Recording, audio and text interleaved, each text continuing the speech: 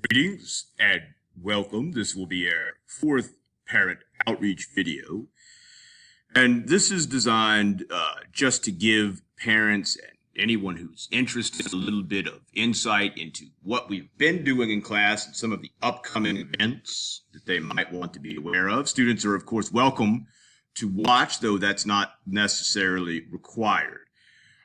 First, let's take a look at a few things, and viewers might recognize some of this, but I just want to hit the high points. We have discussed plot and plot arc. One of the tools that we use to do that, we use the old run, the original run from the 60s and 70s of Scooby-Doo. One of the complications of teaching plot arc is that a lot of stories don't follow this arc perfectly. It's more important to recognize the parts than to remember the order. And of course, but those old episodes do. They really do. They follow this exactly in line. And I mean, it even goes right in order, and the characters even say particular lines right at particular points. So it's a good benchmark for students to use to sort of figure out how this works.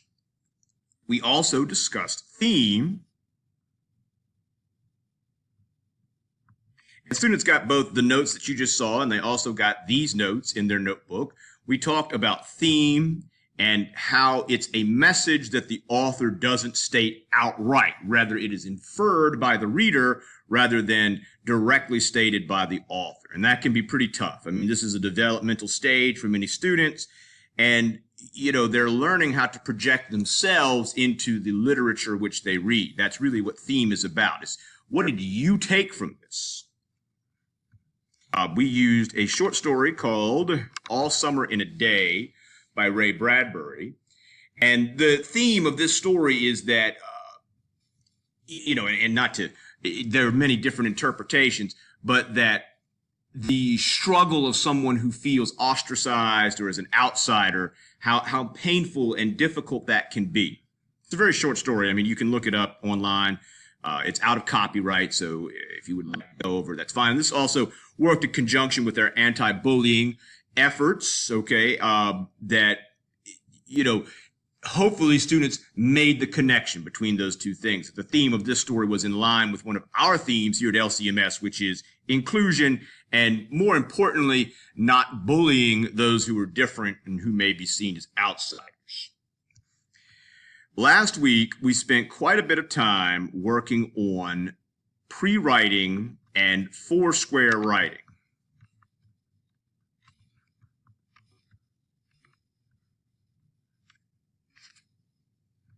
Let's take a look. This is a tool that, this is how I put it to students. I don't necessarily use this if I'm going to write an essay, and there may be many students who don't necessarily need this organizational tool. However, it is required, and furthermore, it can be a good way to focus or hone your writing when it comes to an essay. And there is a video posted on the Classroom that breaks this down and gives students a little bit more insight into how this works and how they can write their own foursquare. So if your son or daughter might need a little bit of a review on this, please have them go and watch this video, and that may help them. There are also other tools available online that you can use. This week, let's take a look. We have started today, but really, the whole week is kind of be used up in writing our benchmark essay. And as I've been saying to students, this is the most important assignment we have yet worked on in class. It's going to be assessed as a test grade, and students are asked to do the most, I think, with this of anything we have yet worked on. So this is the schedule. And, if you're able to check in with, with your particular student, where are they on this schedule? Are they keeping up? Are they falling behind?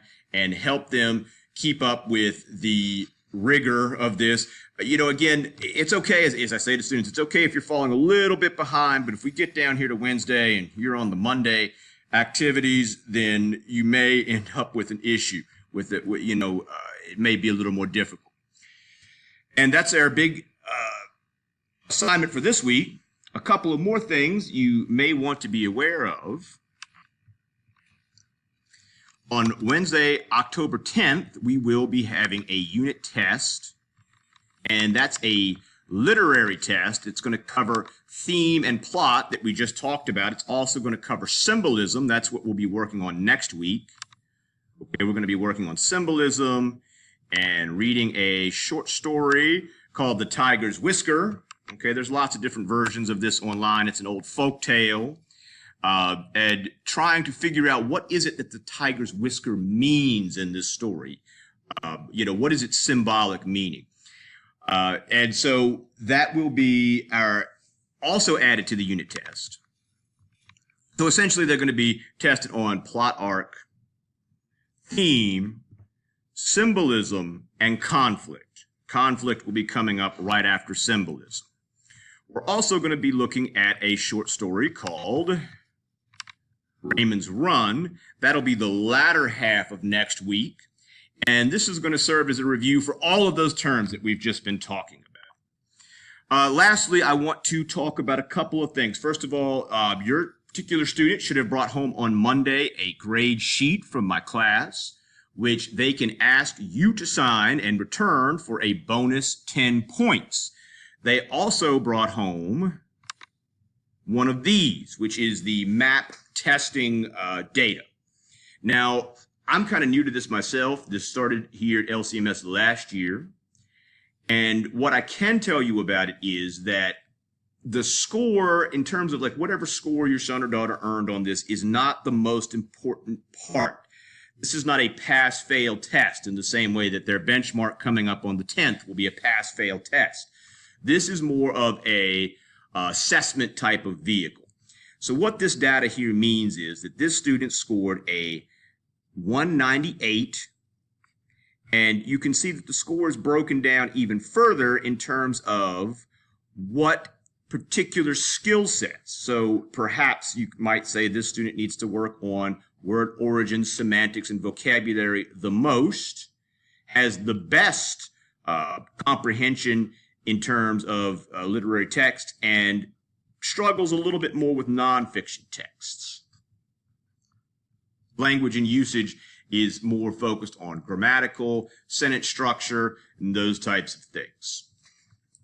Now, the dotted line represents where this student should score in Winter 19 when she takes that particular test.